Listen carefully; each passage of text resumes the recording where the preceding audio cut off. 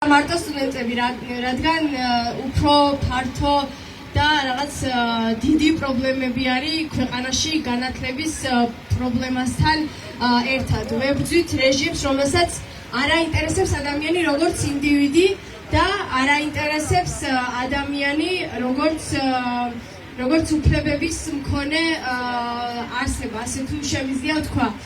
დღეს ჩვენ გვეყოლება რამოდენიმე გამოსვლელი, მე დიდ დროს არ წაგართმევთ და გვესაუბრებიან 14 აპრილის დღის მნიშვნელობაზე და გვესაუბრებიან ასევე განათლების სისტემაში არსებულ პრობლემებზე. და ჩვენი პირველი გამოსვლელი იქნება ილიას სახელმწიფო უნივერსიტეტის სტუდენტი დავით მშვენიერაძე.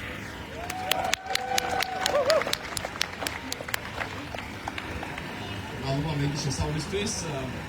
სანამ ამ ყველაფერზე ვილაპარაკებდით, ცოტა ჩემ თავზე მოგიყვებით. ახალგაზრდა ადამიანი ვარ და ძალიან ბევრი ინტერესი მაქვს. ძალიან ბევრი ინტერესი მიჩნდება და მიქრება. მაგრამ რაც არ უნდა იყოს ეს ინტერესი, ყოველთვის როგორც კი ოდნავ ჩავიხედები, სულის მოუწევს ხოლმე, რომ ადამიანებს თურმე რამდენი რამის მიღწევა შეგვიძლია ხოლმე. ეს შეიძლება იყოს ფილმები, შეიძლება იყოს ღვინო, შეიძლება იყოს გამძლეობითი სპორტი, შეიძლება იყოს პოლიტიკა. როცა ცოტა მაინც ჩავიხედებით, სულის მოუწევს ხოლმე ადამიანებმა რამდენი შეძლეს და განსაკუთრებით ქართველებმა რამდენი შეძლეს ამ სფეროებში. ადამიანი, განსაკუთრებით თუ ადამიანი არის მიზანდასახული და არის დისციპლინირებული. მაგალითად, მხოლოდ დიდებისკენ მიმავალი და თავდაჯერებული ქართველი თუ გადაიღებდა მე ვარ კუბას. მაგალითად, მხოლოდ ქართველები თუ გააგრძელებდნენ ღვინის ქვევრში დაყენებას. მიუხედავად იმისა, რომ ეს ბევრად უფრო ძვირი ჯდება და ბევრად უფრო შრომატევადია. მხოლოდ ქართველი ჯუმბელეჟავა თუ შეძლებდა იმას, რომ დატრაუმული ფეხებით მთელი მსოფლიო შემოეარა ველოსიპედით. და მხოლოდ ქართველი სტუდენტები და პროფესორები თუ შეძლებდნენ იმას, რომ 1978 წელს, მაშინ როცა საბჭოთა კავშირი ჯერ კიდევ ძალიან ძლიერია, გამოსულიყვნენ და საკუთარი ენა, ქართული ენა დაეცვათ. ძალიან როგორ ვთქვა, ეს ძალიან ბევრს მაფიქრებს ხოლმე და ასევე მაფიქრებს იმაზე, თუ რამდენად დიდი დრო ჭირდება ხოლმე კარგ რაღაცებს, თუნდაც ამ სფეროებში. მაგალითად, რამდენად დიდი დრო ჭირდება კარგი ფილმის გადაღებას, რამდენი დიდი დრო ჭირდება კარგი ღვინის დაყენებას, კარგი სპორტული ღონისძიების გამართვას რამდენი დრო ჭირდება, ან რამდენი დრო ჭირდება კარგი სახელმწიფო შენებას. როდ მნიშვნელოვანია, რომ ამ პროცესში ხშირად ჩვენი თავი გავამხნევოთ ხოლმე და ერთმანეთი გავამხნევოთ. ამიტომაც დიდი მადლობა იმისთვის, რომ ქართული განათლებისთვის ვიბრძვით ამდენი წლის შემდეგაც, დიდი მადლობა იმისთვის, რომ მიუხედავად ამ ყველა რეპრესიებისა, დროის გასვლისა, ყველაფრისა, რაც შეიძლება გამოგვეცადა, თქვენში ვხედავ თავდაჯერებულობას, ვხედავ მიზანდასახულობას და ვხედავ დისციპლინას. მადლობა დიდი.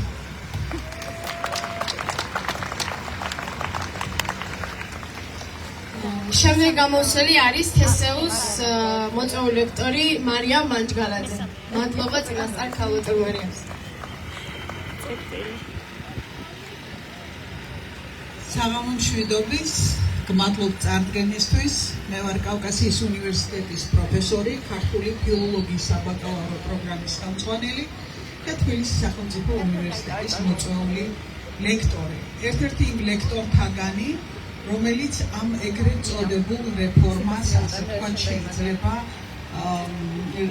რეფორმის შედეგად ლექციების მიღმა დარჩეს. რატომ? იმიტომ რომ ბოლო პერიოდში სწორედ მხოლოდ ქართულს როგორც უცხო ენას ასე ვასწავლეთი სამედიცინო ფაკულტეტზე და ამ სემესტრიდან ეს ლექციები შეწყდა.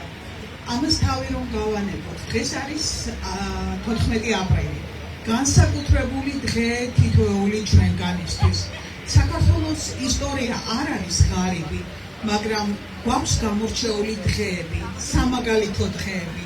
ერთ-ერთი ასეთი სამაგალითო დღე არის 1978 წლის 14 აპრილი, როდესაც გაერთიანდა ახალგაზრდობა, გაერთიანდა პროფესურა, საზოგადოების დიდი ნაწილი შეუერთდა მათ და ერთხმად განაცხადეს, რომ არ დაუშვებდნენ სახელმწიფო ენის სტატუსის დაკარგვას. ამ დღეს ეწოდა დედაენის დღე. დედაენის დღე, ეს დედაენა, ეს ტერმინი ძალიან მნიშვნელოვანი და ღირებულია თითოეული ჩვენგანისთვის და სხვათა შორის წელს 150 წელი შესრულდა მას შემდეგ რაც პირველად გამოიცა იაკობ გოგებაშვილის დედაენა. ზუსტად 150 წელი გავიდა მას შემდეგ და თითოეული ჩვენგანისთვის ყველაზე ღირებული სასწავლო წიგნია ეს. მაგრამ ის რაც მოხდა 14 აპრილს 78 წლის 14 აპრილს, ესეც მაგალითი უნდა იყოს ჩვენთვის. ჩვენ შეგვიძლია საკუთარი ხმა მივაწვდინოთ არა მარტო ხელისუფლებას, არამედ გლობალურად საზოგადოებას. ჩვენ შეგვიძლია ვთქვათ, რომ შეგვიძლია დავიცვათ იდენტობა, ჩვენი თვითმყოფადობა და სახელმწიფოების დაცვა ნიშნავს სახელმწიფოს დაცვას. რატომ? ის არის ერთ-ერთი ატრიბუტი და სახელმწიფო ენაზე სწავლა არის უმნიშვნელოვანესი თითოეული ჩვენგანისთვის. ამიტომ არის ერთმანეთთან გადაჯაჭვული ის პრობლემები, რაც თავს იყრის ერთი მხრივ ენის სწავლებასთან დაკავშირებით, ან სახელმწიფო ენაზე ცოდნის მიღებასთან დაკავშირებით და მეორე მხრივ იმ დაგეგმილ ეგრეთ წოდებულ რეფორმასთან მიმართებით, რაც თავს მოგვახვიეს ბოლო რამდენიმე თვის განმავლობაში. სწორად უწოდეს ჩვენმა კოლეგებმა ამ ეგრეთ წოდებულ რეფორმას დეფორმა, იმიტომ რომ როდესაც არც ერთი პროფესიონალი არ არის ჩართული ამ ცვლილებების შეტანისას, ხო? არც ერთი პროფესიონალი და ზოგადად განმანათლებელ სივრცე არ არის სათანადოდ მომზადებული იმისათვის, რომ უმაღლეს სასწავლებლებში შესაბამისი კონტინგენტი მივიდეს, რომ სტუდენტები მზაობა იყოს. როგორ შეიძლება ახლა ჩვენ ხელოვნურად, აი ესე მაგრატელი ავიღოთ ხელში და შევკრიჭოთ, შევკვეცოთ პროგრამები, რომლებზედაც წლები ვმუშაობდით.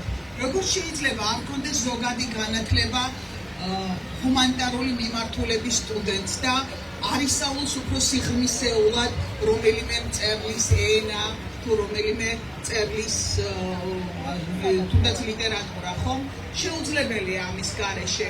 ასე რომ ერთობით, ერთიანობით და პროტესტით, სხვა პროტესტი უნდა გამოვხატოთ, ხომ? უნდა მივაღწიოთ შედეგს.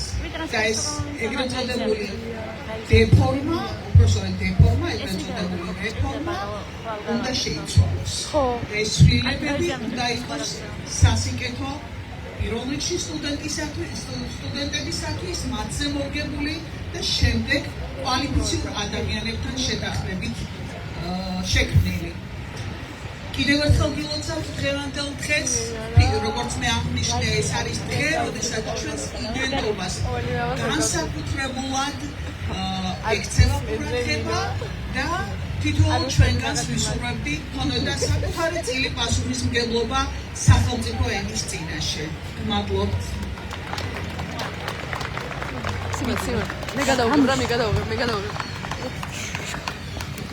დღეს ჩვენ აქ ვართ ადამიანები, რომლებიც ძალიან ხშირად ხედავთ ერთმანეთს, თუნდაც რუსთაველზე, თუნდაც სტუდენტები, რომლებიც შევხვდებით ხოლმე ერთმანეთს და ვგეგმავთ თუ როგორ შეიძლება ვესაუბროთ სხვა სტუდენტებს ან აქტიურ მხარდამჭერებს, ვისი გარეთ ყოფნაც გვინდა.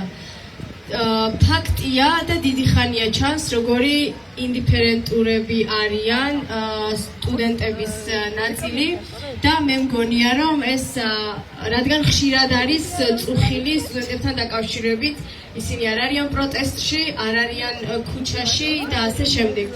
მე ვერ ვხედავ ბოლომდე როგორც სტუდენტი პრობლემას ისევ ახალგაზრდებში, ჩემთვის აქ პრობლემა არის შექმნილ მდგომარეობაში, რომელიც გამოიწვია რეჟიმმა, რადგან ყველანაირად ქმნის სოციალურ პრობლემებს, ეკონომიკურ პრობლემებს, პოლიტიკურ პრობლემებს, რა თქმა უნდა, აჩენს ყველანაირ ბარიერს იმისთვის, რომ არათუ სტუდენტი, არათუ ახალგაზრდა, არამედ არც ერთი ადამიანი არ იყოს გარეთ, არ იყოს ადამიანი, რომელსაც არ იყოს ადამიანი ქვეყანაში, რომელსაც ექნება საკუთარ თავში რწმენა, რომ შეუძლია ცვლილებები.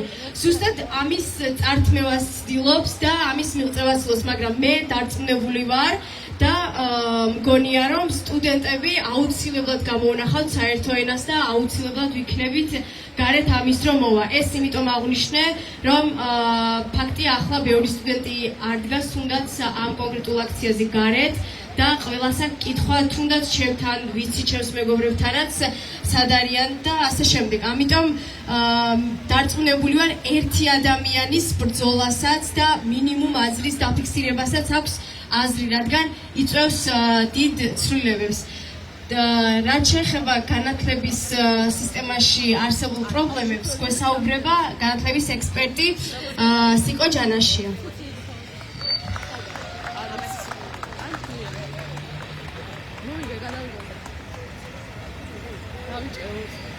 გამარჯობა მეგობრებო, ჩემთვის დიდი პატივია აქ ყოფნა და თქვენ წინაშე გამოსვლა და ამასთან ერთად არის დიდი პასუხისმგებლობაც. პასუხისმგებლობა, იმიტომ რომ აქ დგას ხალხი, ვინც დღეს იბრძვის უსამართლობის წინააღმდეგ, და აქ დგას ხალხი, ვინც 48 წლის წინ იბრძოდა იგივე უსამართლობის წინააღმდეგ 1978 წლის 14 აპრილს. ჩვენ ასევე აქ ყავს ხალხი, რომელიც ზურგს გვიმაგრებს, ის ხალხი, რომელმაც დააარსა ეს უნივერსიტეტი და რომელმაც დაგვიტოვა იდეა, რომელიც საფუძვლად დაედო საქართველოს, როგორც სახელმწიფოს. ეს არის იდეა, რომელიც ამ უნივერსიტეტის დამფუძნებლებმა ჩამოაყალიბეს, რომელიც საქართველოს დღეს აძლევს ძალას, რომ იყოს არამხოლოდ თავისუფალი, იყოს არამხოლოდ თვითყოფადი, არამედ იყოს თანასწორი სხვა ერებს შორისაც. და სწორედ განათლება გვაძლევს ამის შესაძლებლობას, რომ ვიყოთ თანასწორები. ეს არის იდეა, რომ არამხოლოდ ფულით და არამხოლოდ იღბალის გამოყენებით, ან არამხოლოდ ფიზიკური შრომით, არამედ განათლების, მეცნიერების გზით, საკუთარი თავის და საკუთარი გარემოს შეცნობის გზით უნდა შეგვეძლოს, რომ ავაშენოთ ძლიერი, თავისუფალი და სამართლიანი საზოგადოება. და ეს არის იდეა, რომ ჩვენ გვაქვს უნიკალური როლი მსოფლიოში, რომ საკუთარ ენაზე შევძლოთ განმავითაროთ ცოდნა, რომელსაც ექნება ერთდროულად ადგილობრივი და ასევე ზოგად საკაცობრიო მნიშვნელობა. სწორედ ამ იდეას ებრძოდნენ 48 წლის წინ, როდესაც გადაწყვიტეს, რომ ქართული ენა სამუზეუმო ექსპონატი უნდა გამხდარიყო, და სწორედ ამ იდეას ებრძვიან დღეს, როდესაც გადაწყვიტეს, რომ საქართველოს განათლების სისტემა უნდა იყოს იზოლირებული მთელი მსოფლიოსგან. რომ საქართველოში უნდა იყოს ნაკლები განათლება, რომ საქართველოში უნდა იყოს ნაკლები მეცნიერება, რომ უნდა დაიხუროს, გაიყიდოს უნივერსიტეტები, რომ უნდა გასხვისდეს ლაბორატორიები, რომ უნდა დაიშალოს ბიბლიოთეკები, რომ უნდა შემცირდეს სწავლის ხანგრძლივობა და რომ უნდა ნაკლები შესაძლებლობა ჰქონდეს ჩვეულებრივ ქართველს, რომ მიიღოს მაღალი ხარისხის განათლება. დღეს უამრავი ახალგაზრდის ნიჭი, უამრავი ახალგაზრდის ოცნება აიძირება განათლების სისტემის იმ ჭაობში, რომელსაც პოლიციის, იუსტიციის და უშიშროების პოლკოვნიკები მართავენ. დღეს სულ უფრო და უფრო ნაკლებ შესაძლებლობას ჰქონდეს განათლების სისტემა, რომ ჩვეულებრივ ქართველს ჰქონდეს შესაძლებლობა საკუთარ მისწრაფებებისკენ იაროს. და სულ უფრო და უფრო ემსახურება ჩვენი განათლების სისტემა პრივილეგირებულებს. იმერეთის სოფელში იქნება თუ თბილისის ცენტრში სკოლები არის დანგრეული წყლობით და ბავშვებს უკონებთ მშობლებთან ერთად სიარული უნივერსიტეტებში, იმიტომ რომ სხვა მხარდაჭერა სახელმწიფოსგან მათ არ აქვს. და სტუდენტები მოდიან გამენათებებილი ლექციებზე, იმიტომ რომ მათ არ აქვს სათანადო მხარდაჭერა საკუთარი განათლება დაიფინანსონ. დიახ, განათლებას მოაქვს მშვიდობა, რადგან განათლება მოიცავს არამხოლოდ ცოდნას, არამედ მოიცავს ზნეობასაც. და მხოლოდ განათლებულ ადამიანებს შეუძლიათ, რომ მითანამშრომლონ განსხვავებული წამსის, განსხვავებული პოლიტიკური შეხედულებების, განსხვავებული განათლებული ადამიანები ვერ ეგუებიან ძალადობას და ებრძვიან ამ ძალადობას მუდმივად. მხოლოდ განათლებულ ადამიანებს შეუძლიათ, რომ შეაჩერონ ერის გახლეჩვა და აი ამ შესაძლებლობას გვართმევენ მაშინ, როდესაც გვართმევენ განათლების შესაძლებლობას. დიახ, სწორედ ამიტომ და ამ სხვა ბევრი უსამართლობისგან უნდა გავთავისუფლდეთ და ამ უსამართლობებისგან უნდა დავიცვათ ჩვენი თავი და უნდა დავიცვათ ამიტომაც ჩვენი განათლება. და ჩვენი ბრძოლის მიზანი უნდა იყოს ამ ქვეყანაში, რომ თავად განათლება იყოს მოწყობილი სამართლიანად, არა მხოლოდ საზოგადოება ზოგადად, არამედ განათლების მიღების შესაძლებლობები იყოს რაც შეიძლება ხელმისაწვდომი და სამართლიანი. ესე იგი, ხანდახან მეკითხებიან ხოლმე, რომელი განათლების სისტემა უნდა გადმოვიღოთ საქართველოში, რომ კონდეს უკეთესი განათლების სისტემა. ან მეკითხებიან ხოლმე ღირს კი იმ განათლების სისტემის დაცვა, რომელიც დღეს გვაქვს, როდესაც ვამბობთ, რომ ჩვენ უნდა დავიცვათ განათლება. დიახ, დღევანდელ განათლების სისტემას აქვს უამრავი პრობლემა. არის უამრავი უსამართლობა დღეს განათლების სისტემაში, რომელიც არის გამოსასწორებელი. მაგრამ ჩვენ გვაქვს საკმარისი ცოდნა და საკმარისი გამოცდილება იმისთვის, რომ არ გადმოვიტანოთ ფინური, გერმანული, ანგლოსაქსონური თუ სინგაპურული განათლების სისტემა. ჩვენ გვაქვს საკმარისი ცოდნა იმისთვის, რომ გამოვასწოროთ ერთი მხრივ ჩვენი არსებული პრობლემები და შევქმნათ ისეთი ღირსეული განათლების სისტემა, რომელიც ერთ დღესაც შესაძლებლობას მიცემს ქართველს, რომ ამაყად თქვას, მე ვარ ქართველი და მაშასადამე მე ვარ განათლებული. სწორედ ასეთ განათლების სისტემისკენ მივდივართ ჩვენ და უნდა გამოვყოთ თქვენს იმისთვის, რომ დავიცვათ ეს სისტემა. გაუმარჯოს ქართულ განათლებას და გაუმარჯოს ყველას, ვინც იცავს ამ ქართულ განათლებას.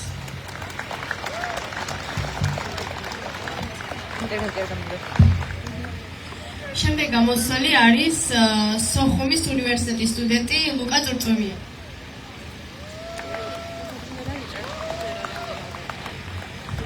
მოგესალმებით, ჩემთვის ძალიან სიმბოლური და გულისამაჩუყებელია, რომ დღეს აქ შევიკრიბეთ სხვადასხვა უნივერსიტეტის სტუდენტები ჩვენს პროფესორ მასწავლებლებთან ერთად და სწორედ ეს მოხდა 1978 წლის 14 აპრილს, როდესაც სტუდენტებმა გადაწყვიტეს დაიცვათ ქართული ენა.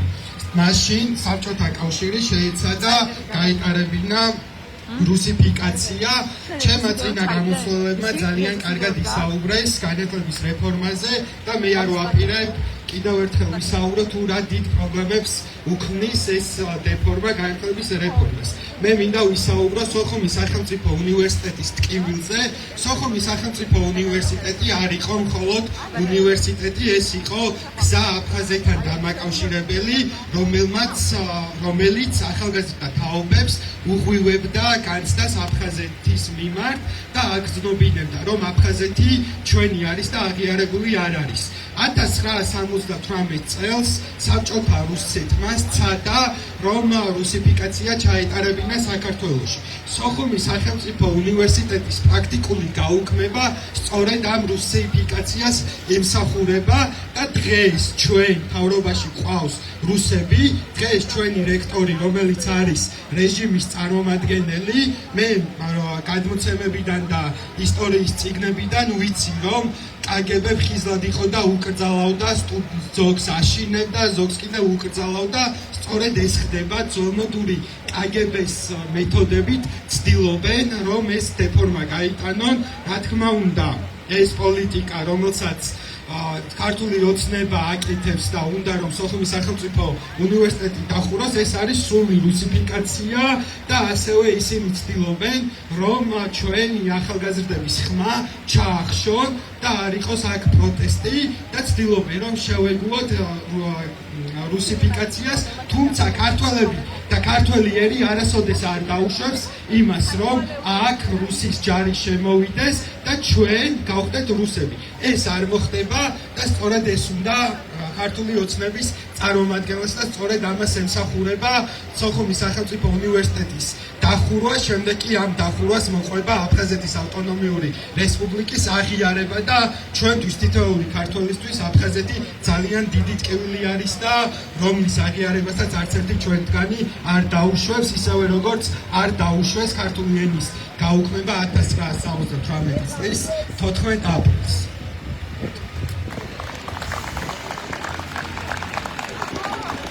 ჩვენი შემდეგ გამოსველი არის ყველასთვის საყვარელი ადამიანი, მწერალი ირაკლი ლომოური, რომელიც ძალიან ხშირად არის რუსთაველზე და შესაშური ბრძოლის ჟინი აქვს ამ პროცესში.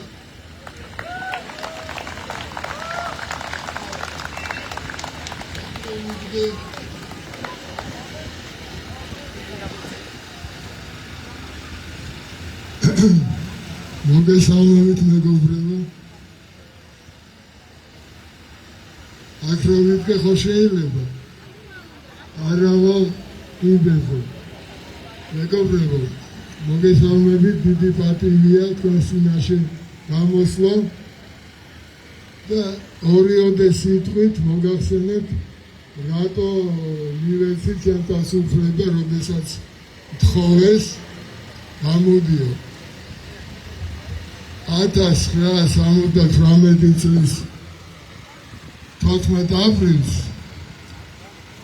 მე ვიყავი 19 წლის მესამე კურსელი ბიჭი და მონაწილეობდი ამ გამოსვლაში. ეხლა ვარ 67 ისევ ქართული ენის და საქართველოს დაცვისთვის მომიწევდა ქუჩაში დგომა. ეს იყო სრულიად წარმოუდგენელი. მე ერთადერთი ეხლა რაც ვაძლევ ჩემთვის უფლებას რომ ვილაპარაკო არის ის რომ ძალიან კარგად მახსოვს როგორ დაიწყო ეს 14 აპრილი 1978 წელს. ამის შესახებ თითქმის პრაქტიკულად მე არცად არ წამიკითხავს. ეხლა ბევრი დრო არ მაქვს სასაუბროდ, ამიტომ რაც შეიძლება მოკლედ შევეცდები, რომ მაქსიმუმ 5 წუთში ჩავეტიო. მაგრამ ისე საინტერესოა ეს თავის დეტალებით ეს ამბავი, იმიტომ რომ პრაქტიკულად არ იყო გადაწყვეტილი ამ აქციის, ამ დემონსტრაციის გამართვა.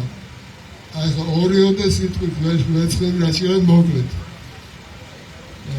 წინა დღეებში 14 აპრილამდე ქალაქში ვრცელდებოდა ხმები, რომ რაღაცა არის მოსალოდნელი ქართულ ენას ართმევენ სახელმწიფო ენის სტატუსს და რაღაც პროტესტი უნდა გაიმართოს, უნდა გამოხატოს თემა საზოგადოებამ პროტესტი და წინააღმდეგობა გაუწიოს ამ მოსალოდნელ მოვლენას და მაშინ მე ვსწავლობდი როგორც ვთქვი მესამე კურსზე ვიყავი აღმოსავლეთ სოფლების ფაკულტეტზე, ნაცნობები ყავდა ფილოლოგიის ფაკულტეტზე, იმათგან გავიგეთ საერთოდ ეს ამბავი და ჩემი ფაკულტეტიდან 3 მოვედით აქ დილით, ესე გვიწყეს რომ ადრე მოდითო და შეგიყვანთო ბერძნულ ლათინურის კაბინეტში გრეკო-ლატინას ეძახდნენ. იქ არისო შტაბი, იქ იქნებაო შეკრებაო იმ ხალხის, ვინც ამ აქციას ატარებდა. ანუ შტაბში აღმოჩნდით მე და ჩემი 2 კურსელი მეგობარი და რატო ყვები ამას? პირდაპირ დასკვნა მინდა თქვა. უნდა გაბედოს ადამიანმა, უნდა ჩვენ მაშინ ახალგაზრდები ვიყავით, სტუდენტები ვიყავით და ჩვენ ალბათ ბოლომდე არ გქონდა გააზრებული რა ხდებოდა საერთოდ. ჩვენ გვინდოდა გამოსვლა, ვიცოდით რომ უნდა გამოსულიყავით და შევედით ამ შტაბში, სადაც ძალიან ბევრი ხალხი იყო, სულ ვიღაც მოდიოდა, მიდიოდა, დიდი ის იყო. და უცებ იქ აღმოაჩინეთ, რომ გვეუბნებიან დღეს გამოსვლა არ იქნება, იმიტომ რომ ეს არის სახიფათო, ეს არის საშინელი სისხლის ზღვის წინა პირობა, წინა მომენტი. ჩვენ რომ გავიდეთ ეხლა ქუჩაში და დემონსტრაცია მოვაწყოთ, გვესვრიან, დაგხრეტენ და ამას ვერ დავუშვებთ, ვერ გავწირავთ ახალ თაობას. და ნუ ჩვენ ის მივედით და კიდე რამდენი ადამიანმა თქვენ კი მაგრამ ეს ეხლა გაიგეთ, ეს შესაძლებელია და მოსალოდნელია.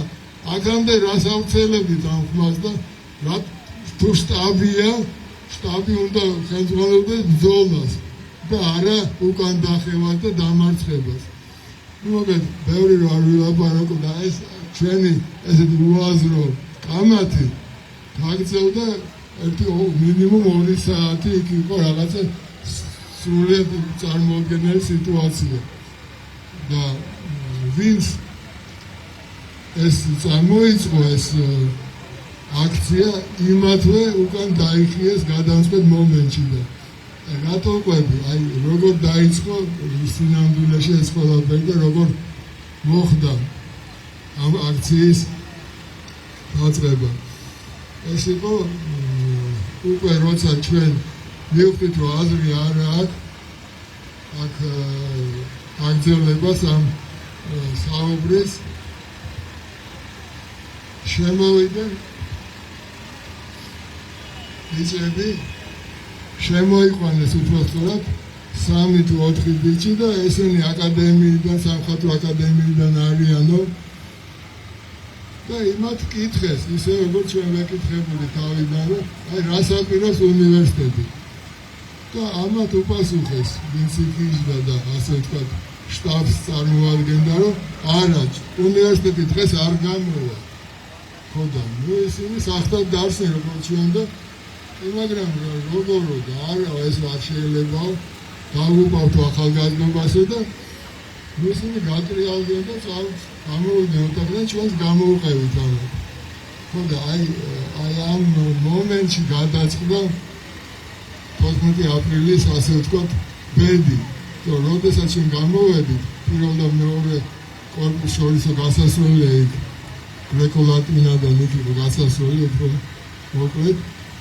ახლოს ჩვენ უთხარით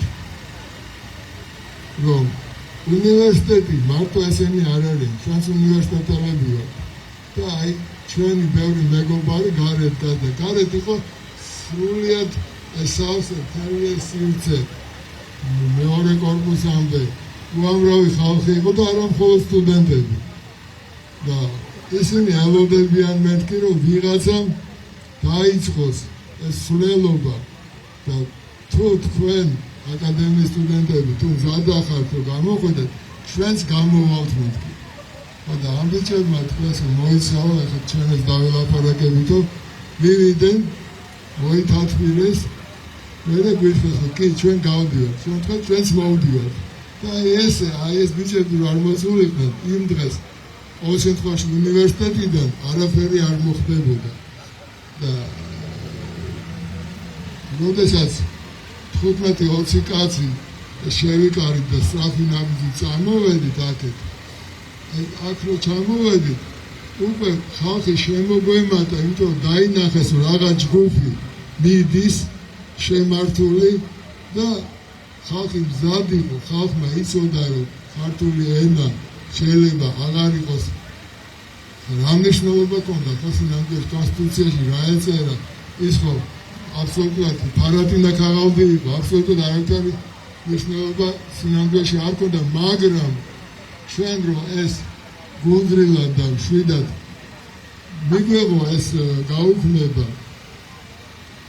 სახელმწიფო ენის სტატუსი ეს იქნებოდა უკან გადადგმული ნაბიჯი ქართველობის დაკარგვის გზაზე და ამიტომ მადლობა მეს ეს სტუდენტები მოვიდნენ ეს ბიჭები თვალსაჩინო არც სახელი ვიცი არც გვარი მათი და აი ესე ჩვენ წამოვედით და უკვე როდესაც ჩაისახთან გადავედით ვარდისხელი გადავედით გადავკვეთით უკვე იმდენი ხალხი იყო რომ ვეღარ ვეტეოდით ტროტუარზე და როდესაც სასტუმროსთან მივედით უკვე გაწყდა შეწყდა მოძრაობა მანქანებით იმდენი იყო და იქ სტუდენტები არ იყვნენ მხოლოდ იყო ძალიან ბევრი მოქალაქე ვინც ელოდებოდა ამას ახლა მეც აღარ უნდა ვაპარაკებ შემიძლია ეს უფრო დეტალურად მოვყვე მაგრამ ალბათ საკმარისი რაც გითხარით ხო ეგრეა მე მგონი რომ ხო და რა მინდა თქვა პირველ რიგში მიმართავ ახალგაზრდებს გავბედეთ და გადადგეთ ის თავგანწირული ნაბიჯი რომელიც მართლა ხო და ჩვენ ლექტორები აქ იყვნენ ყველანი და გვეუბნებდნენ რომ შვილებო ნუ მიდიხართ დაიღუპებით ესვრიან ამისა გაჩერებდა ფიზიკურად ვაკავებდნენ მაგრამ ჩვენ ნუ ახალგაზრდები ხო იცით როგორი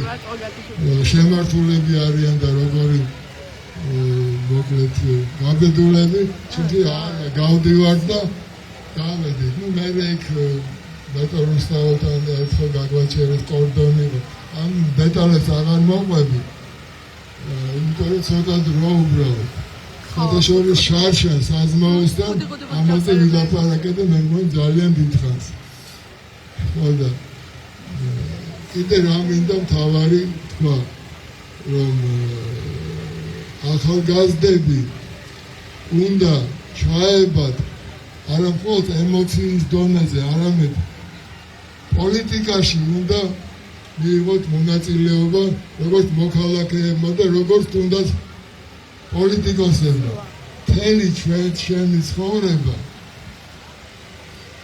მე მეგონა და ჩემ მეგობრებსაც ასე მიგვაჩნდა, რომ პოლიტიკა არის ბინძური რაღაც, ბინძური საქმე, ბინძური თამაში და ჩვენ არ ვიკადრებთ პოლიტიკაში არ გაველევთ. ეს არის დიდი შეცდომა. პოლიტიკა არის ცხოვრება, ქვეყნის ცხოვრება. პოლიტიკაში ბინძური ადამიანები ქმნიან სიბინძურეს და როცა თამაში არის წესების გარეშე. პოლიტიკა, ნამდვილი პოლიტიკა, ცივილიზებული, ევროპული, ფასეულობებზე დამყარებული, აუცილებლად მოითხოვს ერის ახალგაზრდა ნაწილის აქტიურობას. და მე მოგეწოდეთ, ძალიან ცოტანი ვართ, ხო ხედავთ ხალხო, ეს ახალგაზრდები მე ხვდები რატომ არ არიან, იმიტომ რომ რაღაცნაირად იმედგაცრუება აი გავრილოვის ღამის მერე და იმ გამოსვლების მერე, რომელიც ისინი აქტიურად იბრძოდნენ ქუჩაში, რაღაცნაირად ის დაემართათ იმედგაცრუება და მე მინდა მათ თხოვო, კი არ მოუწოდო თხოვო, რომ მიხვდნენ, რომ მაგათია ეს ქვეყანა, მაგათია მომავალი, მაგათ უნდა გაბედონ და თუნდაც დგომა ყოველგვარი აქტიური მოქმედების გარშე, თუნდაც დგომა უკვე წინააღმდეგობაა და მე მესმის, რომ არ უნდა და არ შეუძლიათ, მაგრამ უნდა მიხვდნენ, რომ ერთ დღეში და ერთ წელიწადში არ დამთავრდება ეს რეჟიმი, ჩვენ უნდა ყველამ ახალგაზრდამაც, ძველგაზრდამაც და შუა ასაკში ყოფნა ადამიანო, ყველამ უნდა გადავდოთ ჩვენი ყველაფერი კერძო საქმე გვერდზე და ამ ქვეყანას მოუვაროთ. სხვა გზა არ არის, სხვა მომავალი ჩვენ არ გვექნება, არაინ არ გვაჩუქებს.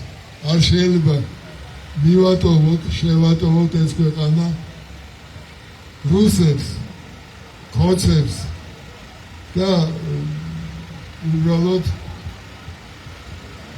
ამ მინდა დავამთავრო, მაპატიეთ რაღაცა ცოტა არეულდარეულად ვილაპარაკე, მაგრამ თავარი ესაა, რომ აი იმ სამხატვრო აკადემიის სტუდენტებმა ჩემთვის შექმნეს ცალკე ისტორია, ცალკე ჩემი ქვეყნის რაღაცა გამარჯვების რეალობა, გამარჯვება, რომელთაც დამთავრდა ეს გამოსვლა, ეს ცალკე ამის ინტერპრეტაცია, ცალკე სალაპარაკო თემა, მაგრამ ალბათ გაგიგიათ, რომ ეს ყველაფერი შენარდნაძე წინასწარ ჩააწყო, ეს ყველაფერი იყო განზრახული, ამაზე დრო ეხლა აღარ არის სასაუბროდ, მაგრამ მე დარწმუნებული ვარ, რომ ესე არ იყო, რომ შენარდნაძე უბრალოდ უყურებდა სიტუაციას. ეს აღარ იყო 37 წელი და აღარ იყო 56 წელი, რომ პირდაპირ ქუჩაში ესროლა. ეს იყო დეტანტის დასავლეთთან ურთიერთობის დავლაგების პერიოდი და არაწყობდა თვითონ მოსკოვში, რომ აქ ისევ სისხლი დაეღვარა ჯარს და პოლიციას, მაშინ მილიცია ერქვა. კარგით, მაპატიეთ, ბევრს ლაპარაკობ. დიდი მადლობა ყურადღებისთვის და ოდიში ვხდარა. მადლობა.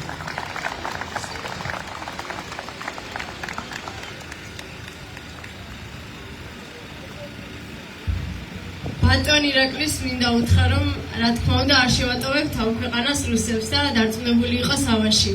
ანუ დღეს თუ დავაკვირდებით, მე როგორც ვაკვირდები, რეჟიმი როგორ იქცევა თითქოს უნდა ქვეყანაში ყველაფერს თავისი სილამაზე, თავისი ფერი, თავისი შინაარსი ყველანაირად დაუკარგოს. მაგალითად ადამიანს წაართვას თავისუფლება, ადამიანს წაართვას ინდივიდუალიზმი და სტუდენტებს წაგვართვას განათლების ხელმისაწვდომობა.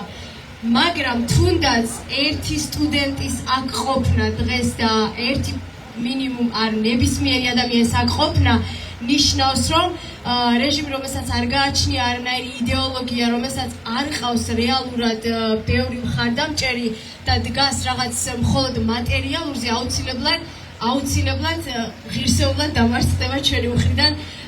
ამაში მე პირადად დარწმუნებული ვარ. ჩვენი ბოლო გამოსვლელი არის სოვლაბის ისტორიკოსი დავით ხვადაგიანი და საბოლოოდ რაღაც შემაჯამებელ სიტყვას კიდე გვეტყვის ილია სახელმწიფო უნივერსიტეტის სტუდენტი და ყველას ძალიან დიდი მადლობა აქ ყოფნისთვის დღეს. მოგესალმებით, ძალიან მნიშვნელოვანი დღე არის დღეს ჩვენი ქვეყნის ისტორიისთვის. პირველ რიგში არ შემიძლია მადლობა არ უთხრა ბატონ ირაკლი ლომოურთემ ძალიან მნიშვნელოვანი სიტყვისთვის და იმ ძალიან მნიშვნელოვანი ამბის გახსენებისთვის, რისი მონაწილეც იყო თვითონ. აფხედავ მე ბატონ იულონ გაგოშიძეს, ბატონი ირაკლის სიტყვაც, ეს არ არის უბრალოდ სიტყვა, არ არის უბრალოდ მათი აქ ყოფნა და არსებობა. ისინი არიან დიდი გამოცდილების მატარებელი ადამიანები, რომლებიც ქმნიდნენ ჩვენი ერის წინააღმდეგობის მოძრაობა, შეიძლება ესე ვთქვათ. თავისუფლებისთვის, რუსეთის გაძევებისთვის ჩვენი აი ამ სივრციდან, რომელიც ჩვენია და რომელსაც 2 საუკუნეა გვართმევს ოკუპანტი და ეს ადამიანები არიან გზის მაჩვენებლები იმ ბავშვების, რომლებსაც აქ ხედავ და ჩვენთვის, უფრო შედარებით ახალგაზრდებისთვის, რომლებმაც უნდა დავასრულოთ ბოლოს და რომლებმაც უნდა გავარღვიოთ ეს მოჯადოებული წრე, რომ ისევ და ისევ არ ვიაროთ იმ წრეზე, რომ შევინარჩუნოთ ენა, შევინარჩუნოთ განათლების სისტემა, ხო? ჩემი წინა გამოსვლები ამბობდნენ აქ რომ და ყველამ ვიცით, რომ გავიმეორებ მათ სიტყვებს, რომ საფრთხის წინაშე არის ჩვენი განათლება, მიუხედავად იმისა, რომ ნაკლი აქვს, არ არის ეს ისეთი როგორიც გვინდა იყოს, ეს არ ნიშნავს იმას, რომ უარესი ან სრული კატასტროფა მივიღოთ, ხო? ანუ ის რაც იყო 1978 წელს, როდესაც ენას აფრთხებდნენ ამ ქვეყანას, ამ საზოგადოებას, დღეს ფაქტიურად იგივე არის განათლების სისტემის დანგრევა და ეს არის ერთი და იგივე წრე, რომელზეც მიდიან ვინ არა მარტო მათი მბრძანებლები მოსკოვიდან, არამედ ის ქართველები, რომლებსაც დღემდე სჯერათ, ისევე როგორც იმ 1978 წლის ამბების ავტორებს, რომ ჩრდილოეთიდან ამოდის მზე და რუსეთი არის ერთადერთი გამოსავალი და საშუალება, რომ ჩვენ ვიარსებოთ, ხო? ამას ცდილობენ, რომ დაარწმუნონ საზოგადოება, მაგრამ საბედნიეროდ არც მაშინ გამოვიდათ და არც ეხლა გამოდის. მიუხედავად იმისა, რომ ეხლა პროცესი შენელებულია, ეს აუცილებლად აფეთქდება ისევ და აუცილებლად გავა ლოგიკურ დასასრულამდე, რაც ნიშნავს იმას, რომ ეს საფრთხე არასდროს აღარ უნდა დადგეს. არც ქართული განათლების სისტემის დანგრევა და არც ის ისტორიული ენის გაუქმების ცდილობა. თუმცა თუ ჩვენ ისტორიის ლოგიკას მოვიშველიებთ და რა მიგვიყვანა, ხო, აქამდე, რასაც 1978 წლის მოვლენები ქვია, ეს საფრთხე სამომავლოდაც არ არის მოხსნილი, ხო? ანუ კი, ეს გამარჯვების დღე არის. ბატონი ირაკლი ამბობდა, ხო, თავის ამბავს, მაშინ ახალგაზრდა ადამიანი იყო, სტუდენტი იყო და ათასობით ადამიანმა საკუთარი სიცოცხლე, საკუთარი უსაფრთხოება გარანტირებულ სიკვდილზე მიდიოდნენ, ხო? საკუთარი თავი გაიმეტეს იმისთვის, რომ ენა დაეცვათ. რატომ ეუბნებოდნენ სხვები, რომ სახიფათოა, სისხლი დაიღრება, იმიტომ რომ ამის გამოცდილება ჰქონდათ მათ. რამდენიმე 2 ათეული წლით ადრე თბილისის ქუჩებში ახალგაზრდების სისხლი დაღვარა რუსულმა საოკუპაციო რეჟიმმა. ბოლო შემთხვევა ეს იყო, ხო? და ეს ტრამული გამოცდილება ალაპარაკებდა იმ ადამიანებსაც, ვინც უკან დახევას ემხრობოდა, ხო? მაგრამ თავარი ამბავი არის რა, გამარჯვების დღე, მაგრამ რატომ დადგა საჭირო ეს ბრძოლა, რატომ გახდა საჭირო ეს ბრძოლა, როგორ მივედით აქამდე? ეს არის შედეგი, მაგრამ მიზეზი იყო რა, რუსული ოკუპაცია, რომელიც 1921 წელს დადგა ამ ქვეყანაში. თუ თქვენ რუსული ოკუპაციის ოკუპაციამდელ გაზეთებს გადახედავთ, მაგალითად 1917, 18, 19, 20, 21 წლის დამოუკიდებელი საქართველოს ჟურნალ-გაზეთებს მნიშვნელოვან ასე ვთქვათ ფასეულობას ჩემი აზრით, ხო? იმიტომ რომ ეს არის ძალიან დიდი ისტორიის ნაწილი. მრავალფეროვანი პრესა, ჟურნალები და გაზეთები მუდმივად წერდნენ რაზე 1918 წლიდან მოყოლებული 117 წლის მონობის რუსული უღელის გადაგდების შემდეგ რა ხდება საქართველოს თავისუფალი დამოუკიდებელი დემოკრატიული სახელმწიფო, რომელიც მიისწრაფის ევროპის ესე ვთქვათ თანამეგობრობაში გაწევრიანებისთვის და ამისთვის აკეთებს ყველაფერს. პარალელურად ხდება რა? ყველაზე დიდი ფასეულობა ენა, სახელმწიფო ენა მაშინ ესე ვთქვათ ხდება აქტუალური. ხშირად წერია და თითქმის ყოველ ნომერშია საუბარი ამაზე, ნომრებში, რომ დაწესებულება და გაეროვნება ქართული ენის აღდგენას, ქართული ენის ასე ვთქვათ სახელმწიფო ენად გამოცხადება. ეს იყო ერთ-ერთი მთავარი ხაზი დამოუკიდებლობის პროევროპული დასავლური თანამედროვე სახელმწიფო საქართველოს დემოკრატიული რესპუბლიკის ერთ-ერთი მთავარი ხაზი იყო რა სახელმწიფო ენა ყოფილიყო ქართული ენა და ის რუსი მოხელეებიც კი ვინც იყვნენ აქ პროფესიონალები, საქმისწოდნეები, თუნდაც იძულებიც სწავლობდნენ ქართულ ენას ამ წლებში, მაგრამ რა ხდება? შემდეგ ხდება საბჭოთა რუსეთის თავდასხმა, ოკუპაცია, საქართველოს დამოუკიდებლობის, დემოკრატიის, თავისუფლების, ევროპული გზის განადგურება, თუმცა საქართველო იყო იმდენად შემდგარი, იმდენად ძლიერი სახელმწიფო მაშინ, რომელიც საერთაშორისო საზოგადოებამ, საერთაშორისო თანამეგობრობამ აღიარა იურიდიულად სრულფასოვან სახელმწიფოდ საოკუპაციო რეჟიმმა კომპრომისები დაუშვა. მიუხედავად იმ ხოცვაჟლეტისა, სისხლიანი წლებისა, რაც იყო 1920-იანი, 30-იანი წლები და ასე შემდეგ, საქართველოში საბჭოთა სოციალისტურ რესპუბლიკაში, როგორც ერქვა, მაშინ სახელმწიფო ენის სტატუსი არ გაუქმებულა, ხო? იყო სახელმწიფო ენა, იყო ქართული ენა, მაგრამ ოკუპანტებს არ ეჩქარებათ არსად, როდესაც ისინი სახელმწიფოს განადგურებას ახერხებენ, მერე სხვადასხვა ასე ვთქვათ პერიოდში მომდევნო ნაბიჯებში, ასე ვთქვათ, გამოიხატება ის უბედურება, რაც ამ განუძობით ოკუპაციას ახასიათებს და 1978 წლის 14 აპრილის მოვლენები ზუსტად არის აი ეს შორეული საფრთხე, რომელიც ოკუპაციიდან, თავისუფლების დაკარგვიდან ნახევარი საუკუნის შემდეგ, ნახევარ საუკუნეზე მეტი იყო გასული უკვე, როდესაც ჩათვალა ოკუპანტმა, მათმა მსახურმა ქართველებმა, რომლებიც მათ პოლიტიკას ატარებდნენ აქ და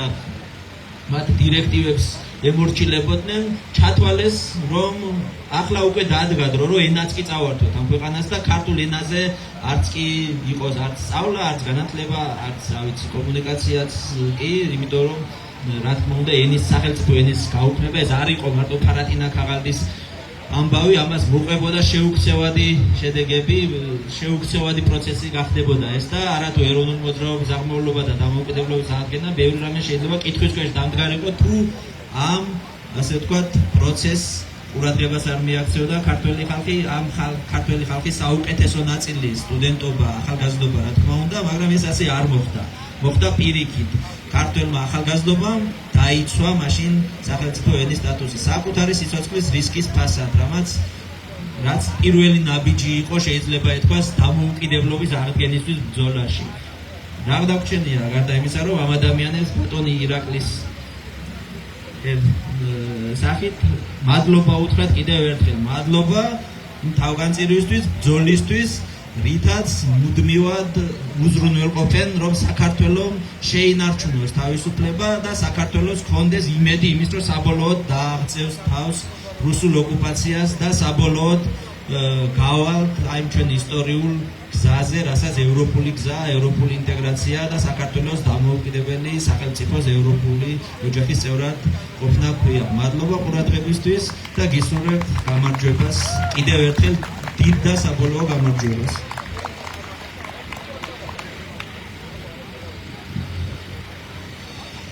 მადლობა მინდა გადაუხადოთ თითოეულ გამომსვლელს, მადლობა მინდა გადაგიხადოთ თქვენ, რათა მობრძანდით დღეს 14 აპრილს თესეულსთან, რათა პატივი მიგვეგო ამ უმნიშვნელოვანეს ისტორიულ მოვლენასთან. 1978 წლის 14 აპრილი არ არის უბრალოდ ერთ-ერთი მოვლენა საქართველოს ისტორიაში. ეს არის უმნიშვნელოვანესი მომენტი, რომელიც ჩვენ ნამდვილად შეგვიძლია ვთქვათ, რომ იყო ერთ-ერთი იმპულსის მიმცემი საქართველოს ეროვნული თვითგამორკვევისა და დამოუკიდებლობისთვის ბრძოლისა.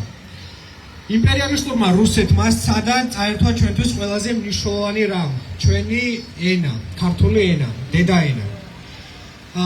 ქართველებისთვის ჩვენი ენა ძალიან მნიშვნელოვანია. მინდა შეგახსენოთ, რომ ბევრი ქართველი თაობების, ბევრი ქართველის, ბევრი თაობა საზღვარგარეთ, ირანში, თურქეთში დღემდე ინარჩუნებს ქართულს. ჩვენთვის ჩვენი ენა არის ჩვენი იდენტობის მთავარი მაჩვენებელი. და 1978 წელს ჩვენ კარგად გვესმოდა, რომ ჩვენ გვაქვს ერთი ენა და გვაქვს ერთი სამშობლო, რომელსაც დაცვა და მოვლა ჭირდება. ამიტომ არ შეეშინდათ საბჭოთა რეპრესიული აპარატის და ეს ხალხი გამოვიდა, იბრძოლა და გამარჯვებაც მოიპოვა. ასევე სანამ დაგემშვიდობებოდეთ, მინდა შეგახსენოთ ერთი რამ. საქართველოს ზოგიერთ კუთხეში ცხოვრობენ ქართველები, რომელსაც შეზღუდული აქვთ ქართული ენის სწავლა. მაგრამ მიუხედავად ამისა, ისინი პოულობენ საშუალებას და პოულობენ იმ გამბედაობას, რომ ქართული ისწავლონ და ქართულად იმეთქველონ. გარდა ამისა, 1978 წელი კარგი მაგალითია იმისა, თუ რამდენად ფატალური შეიძლება რეჟიმისთვის აღმოჩნდეს აკადემიური სფეროსთვის დაპირისპირება. უნივერსიტეტები, სტუდენტები, ლექტორები ძალიან ძლიერი ძალაა და დღეს ჩვენს ბრძოლას სწორედაც რომ ეს ხალხი უდგას სათავეში. და დარწმუნებული ვარ, რომ ჩვენ ერთად მივაღწევთ გამარჯვებას და მინდა იცოდეთ, მინდა გითხრათ, რომ 1978 წლის 14 აპრილი იმდა მნიშვნელოვანი მოვლენაა ჩვენთვის, რომ ეს არ უნდა იყოს უბრალოდ აქციისთვის შეკრება, საპროტესტო შეკრება. ნებისმიერ ნორმალურ სახელმწიფოში, ნებისმიერ დემოკრატიულ სახელმწიფოში მთავრობები უნდა აორგანიზებდნენ ღონისძიებებს, რომელიც თაყვანს და ხაზს უსვამს ასეთი გამოსვლების და ასეთი ისტორიული მოვლენების მნიშვნელობას. კიდევ ერთხელ მადლობა მობრძანებისთვის. ჩვენ გამივარჯვებთ.